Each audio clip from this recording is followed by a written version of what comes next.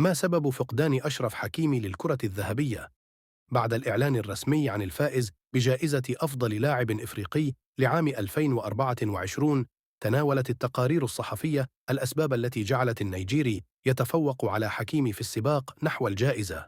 وذكرت صحيفة دايلي سبورتس أنه على الرغم من الأداء المتميز لحكيمي هذا العام، والذي توج بالفوز بألقاب محلية مع باريس سان جيرمان، إلا أن خروجه المبكر مع منتخب المغرب من كأس الأمم الأفريقية وعدم تحقيق اللقب القاري ساهم في تقليص فرصه.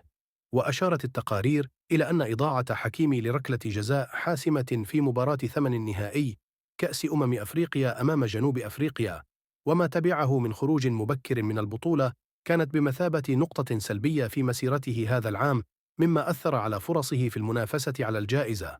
من ناحية أخرى، ساهم أديمولا لوكمان بتأهل منتخب نيجيريا إلى الدور النهائي في نفس البطولة، قبل أن يخسر أمام كوت ديفوار البلد المضيف، بالإضافة إلى فوزه بلقب الدوري الأوروبي وتسجيله ل3 أهداف في النهائي، مما عزز فرصه في الفوز بالجائزة.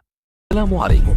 لا تنسوا الاعجاب بالفيديو والاشتراك في القناة تشجيعا لنا لنستمر بنشر المزيد إن شاء الله.